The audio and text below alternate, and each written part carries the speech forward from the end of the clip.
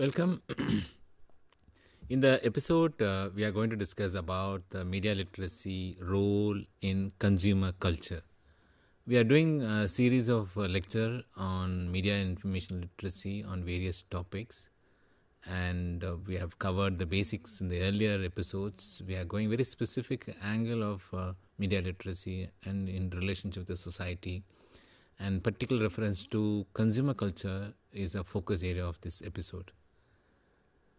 Advertising, market, economy, these are very strong nexus between these three strong influential sector, and in the all three directly influenced by profit, commercial benefit, and other important decisions. In that whole process, audience become a end user, and many of us may not have that much knowledge about what's happening behind the scene in order to influence the audience mindset, converting their desire into actionable purchasing behavior, and through which many sales happening, advertisements are produced, and media takes a benefit. So this is a very strong nexus, and from the media literacy's perspective, we have to understand the consumer culture, very critical tone. So that's the focus of this episode, and we are going to discuss about the introduction of the consumer culture and its relevance in the media and society. That's a focus, one of the focus area, and we'll try to connect with the earlier episodes of media and information literacy series on the topic participation in media system and understanding AI literacy. And very important question we need to ask as part of this episode. The beginning, we have to ask this question: are we consuming media content, or is media consuming us? See that these two difference makes a lot of difference. Difference between these two statements. Are we consuming media, or consuming is media consuming us? If you find the difference between these two, you will understand a lot of meaning behind this nexus of media, market, and business operations. And consumer culture is a broad term that represents a social system where identities and values are constructed to consumption. Remember that there is a need for every human being to sustain the day-to-day affairs, personal or family or related near and dear ones. Whereas media or communication system in the form of advertising, it creates a space to go beyond the needs. They convert the needs into desire into identity into value, and status symbol, everything. So products are not necessarily attached with the needs, but largely connected with the aspirations, identity, status symbol, and recognition in the social setup. So that motivates the common consumers to buy the product, primarily for the status symbol and aspirations, and to show the wealth and status in the society beyond the needs.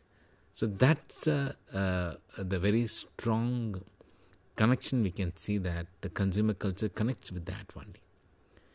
And modern day consumers buy the signs and meanings rather than the functional aspects.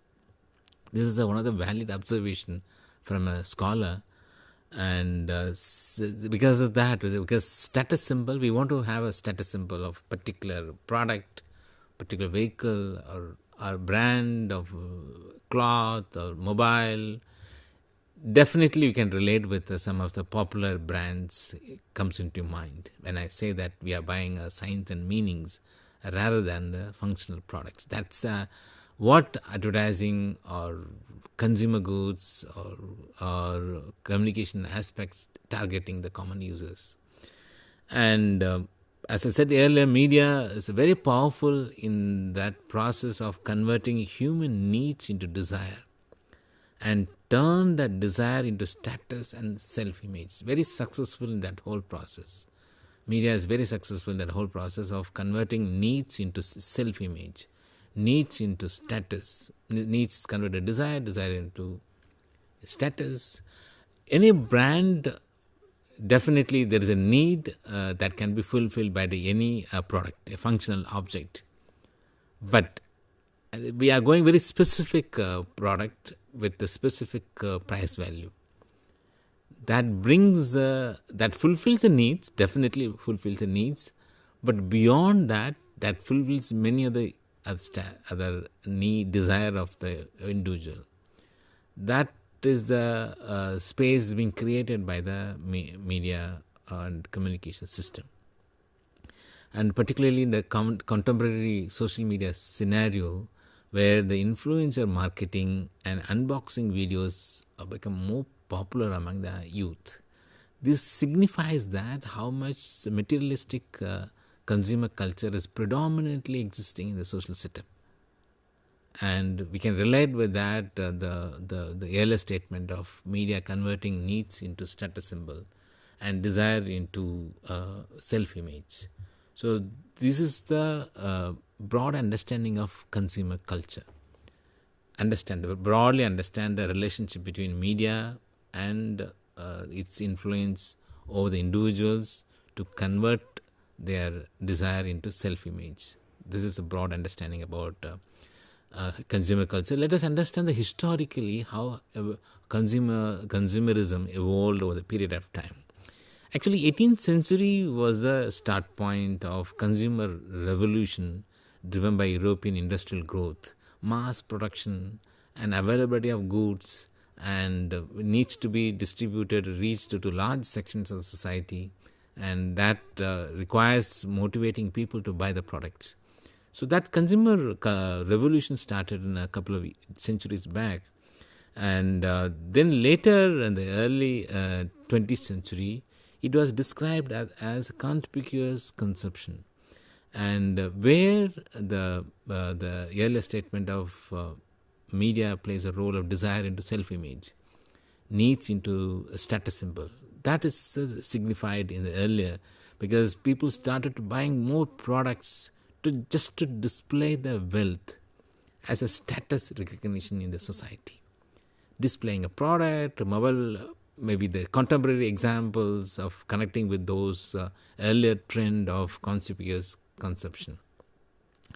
And the 20th century is a continuation of European industrial growth. That the 20th century marks the mass production and global advertising that expanded the consumer markets, that gave kind of huge space for global corporate agencies to use the best resources to innovative ideas of product advertising materials, either text or audio or video format, in order to reach out to the markets to build the strong brand image.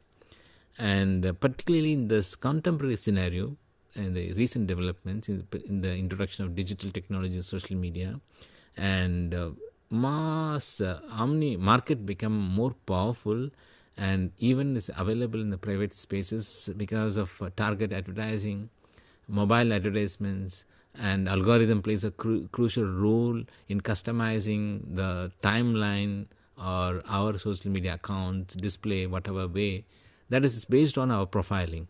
We have discussed many times in the early episodes that how the online companies, online media platforms used to create a profile of individuals according to their behavioral pattern of browsing interest area. They started targeting advertisements according to those activities. So this is more powerful because it's specific to the particular individual's needs and desires. That's quite easy for them to motivate to convert their needs into status and self-image. And there is a strong nexus between media and market. And there's a symbiotic relationship where that each reinforces each other. And a reason is the media is largely functioning with the help of advertising money. Revenue comes from that. 80 to 85% of the revenue comes from advertisements, remaining through circulation, subscriptions, and other forms of outlet and other format of revenue generation. But largely advertising, government is the biggest spender, whether in India or abroad, whatever level. But corporates plays a crucial role in that. So there is a nexus in the sense media needs a profit, because largely in many countries, media operated by private agencies, and they want the profit. Profit can be made through selling the space and time. If it's a newspaper, they sell the column space. If it's a radio or television, they'll sell that time. And what is the significance of space and time? Because that's the space and time in which the large number of audience are gathered for a specific content, either sports content or live or news, entertainment, whatever the reality shows. The audience are gathered in around that content in the particular media platform. So media companies, they sell those number of eyeballs, audience, to the corporates. Corporates wants to have a large number of people to showcase their brand. So they use the media as a via media. So audience are available through media to the corporates. So they sell the product to the market through media. So the media is a kind of it's a platform in between, the intermediate player that they are connecting corporates with the markets. And to connect the corporates, they need a huge audience. In order to fulfill the audience, they create a huge interesting news, entertaining content, or sports coverage and all. That attracts the audience, and attraction, they'll sell it to the corporates. This is how media functions, and this is how they make a profit, and accordingly they create a content. This is a strong nexus existing between the media and market. And the overall process, media in turn shapes the consumer preferences and choices dictated by the advertisers, corporates, or major players, whatever they want to convey to the audience. So market began to control human behavior and the thought patterns. So ultimately, it's not just a transaction of time and space for exchanging goods and services to the markets. Rather, it's going beyond that there, because in order to create, because the need can be fulfilled easily, and for that we don't need a huge number of investment. But when you create a desire, and desire is connected with a self-image and status symbol, then there's no end to that desire, and you need more number of products, more number of materials in order to showcase your wealth. So that is a consumer behavior, and that's what trying the media and corporate agencies or advertising agencies, they're trying to control the human behavior. This is all happening in the behind the scene. If you look at the product, if you look at the advertisements, you may not be able to understand in the face value. But the appeal and the strategy and the technique used in the product, in the advertising campaign, if you read between the lines, if you understand the composition and the logical sequence of character, representation, everything, you will find the very minute details of strategy working behind this campaign in order to motivate the human behavior towards a strong consumer products purchasing part. And this is one of the very crucial aspect of media literacy point. As a media user, common user, while interacting with the media and information system, you need to know about the hidden agenda of the content. We have repeated many times that content in the media are manufactured with a certain agenda. Agenda could be political, cultural, economical, or market-oriented, whatever the reason. But all this agenda hidden behind the messages and entertainments and news values, whatever the media content generated, and these hidden agenda always imbibed and targeted towards common users to convert their need into desire for better markets, to enlarge the market for better profit. And as a media user, you have to be very careful about the hidden strategies, and media literacy helps the common people and to understand the nuances of various media strategies. Particularly media literacy, we have repeated many times, its ability to access, analyze, evaluate and create media messages in a very critical way. And advertising literacy, this is a subsect of media literacy. This is specifically talking about dealing with advertising content, involves recognizing persuasive commercial intention in the promotional content. That has to be differentiated between the factual content and persuasive content. Persuasion basically uses various appeals and strategies to motivate the audience user to go for large level of purchasing part. So the media literacy helps the individuals to understand how media messages are influence beliefs, values and consumption choices. And it helps the common people to understand the cognitive, emotional and ethical aspect of informed participation. This is a very crucial aspect. Media literacy helps the common people to understand all this, the relationship existing between the media and markets, and their appeal, persuasive appeal for motivating the common people towards the larger markets. And there are various stages in which the consumer culture and exposure to the persuasive way and how individuals are reacting to that, they have been documented extensively. One of the striking information coming from the literature is the younger people, the children, are very prone to consumer culture.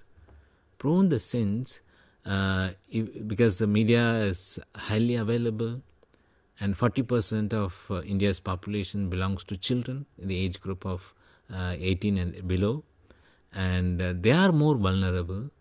And if this particular information justifies the need for media literacy intervention in a younger age. For example, age 3 to 6, the children, they view advertisement as a very truthful and magical. They tend to believe the fantasy elements. Advertisements are usually very attractive, creative, colorful, and it influences the younger minds. They take it as a face value for that. In the age group 7 to 11, they try to understand the persuasive messages, but they may not be able to understand exactly, but they'll try to understand the difference between normal and persuasive messages, and they understand the brand differences. That's a maturity they get in a 7 to 11, but by the time they reach the teenage and they have moved to decision making level, they influence the parents. The parental influence, peer pressure influence, that is plays a crucial role in the teenage time, and understand the significance of how the media and advertisements influence the younger minds.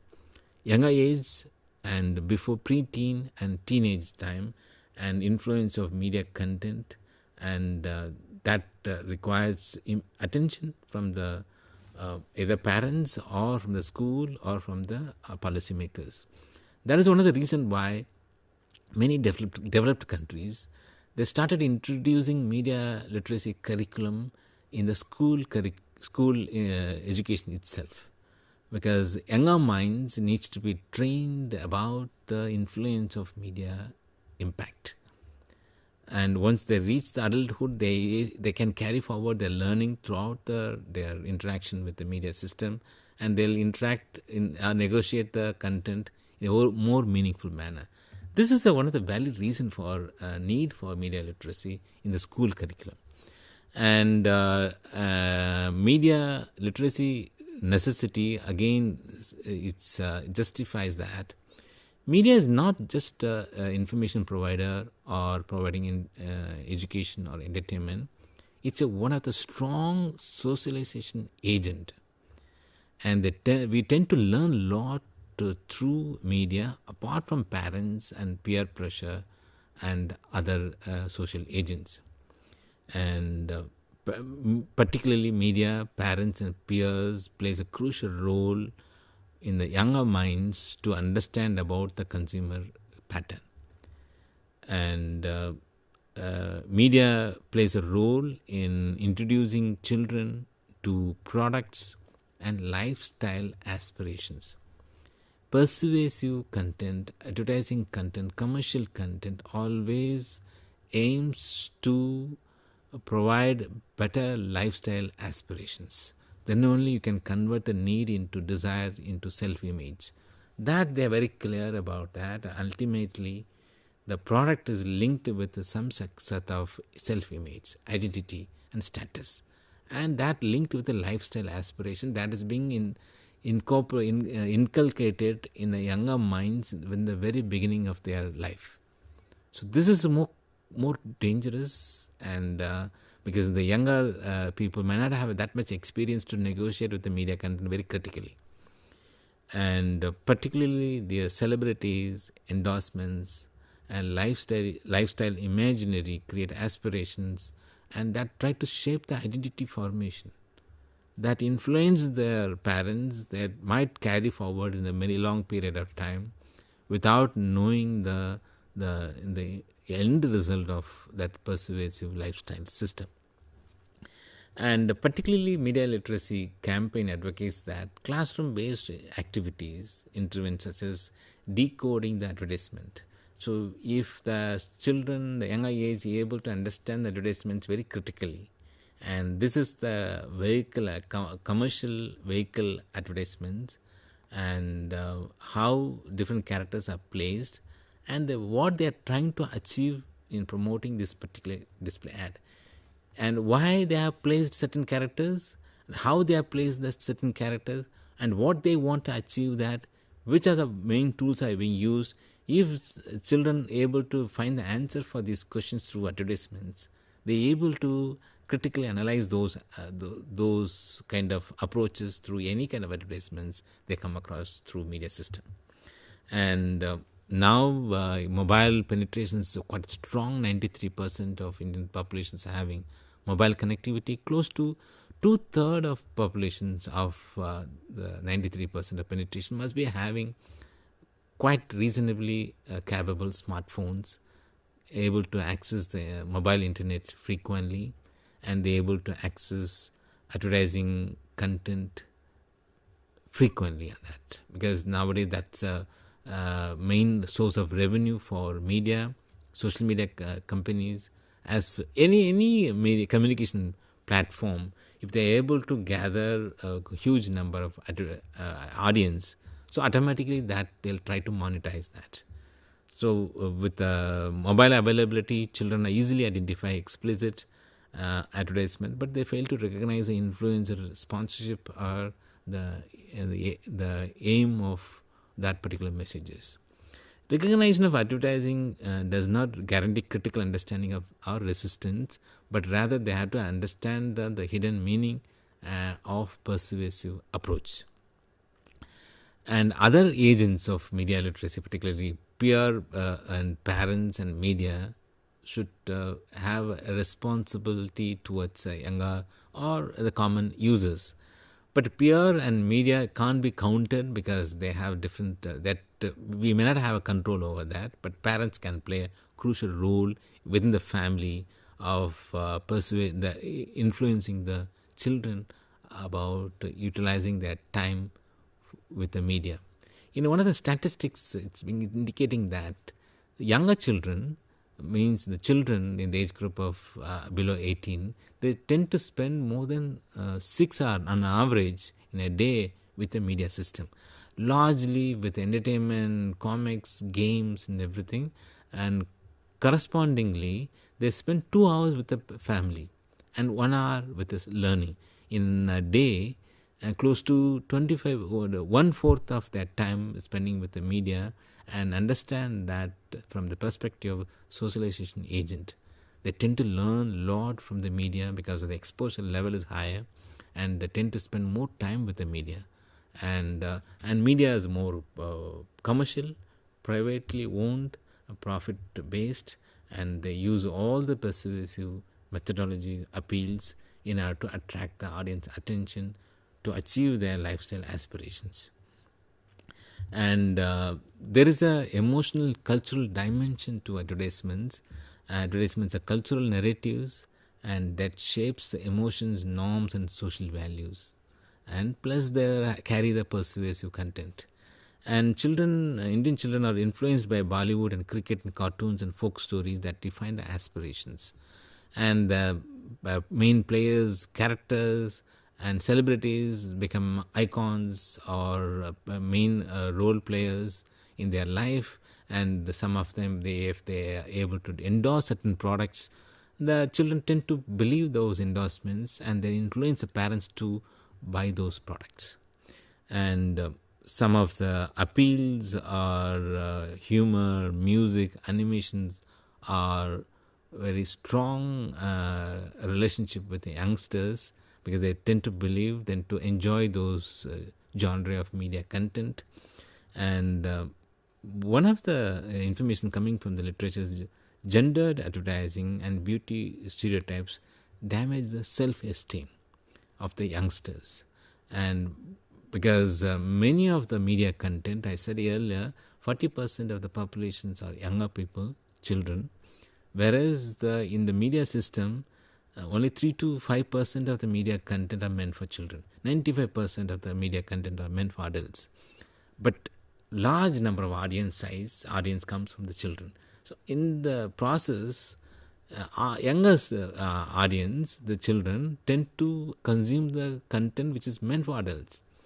And that carries a lot of other side effects. Particularly, there is a statement of advertising, gendered advertising and beauty stereotypes that's meant for adults. When the youngsters consuming those content, that destroys their self-esteem and damages their perception towards their body image. So these are some of the tools and critical analyzer part. How media literacy can be used as an empowerment tool in order to interpret the content within the consumer culture. Media literacy transforms audience from passive consumer to critical and reflective citizens. That's the ultimate goal of media information literacy. And they encourages the active participation. Active participation in the sense, one, accessing the right content and critically engaging with the media content by asking questions why, what, and which content, and who's giving what time. These are basic questions. If somebody asks, that they can critically engage with the content. And third aspect of the media literacy is to participate in the media system and accessing, understanding, participation. These three are the main pillars of media literacy that aims to transform the passive audience to active audience. That's we call as the empowerment process. And in that empowerment process helps the individuals to differentiate between genuine information and persuasive marketing. And many times, if you look at the media content at the face value, we may not be able to differentiate. Forget about the youngsters. Even the matured adults, audience also of media and communication, they may not be able to differentiate between genuine information and persuasive marketing. And media literacy helps the audience to gain the skills and competency to differentiate these two. That helps the common people and to avoid the trap into the consumer culture. Of course, need is required, need needs to be fulfilled, but not go beyond the need for the desire part. And empowering media literacy that helps the citizen to recognize the manipulative advertising and challenge the consumerist ideologies. And this is the broad aspect of media information literacy, to empower the individuals to avoid the manipulative content. And thanks for watching this episode.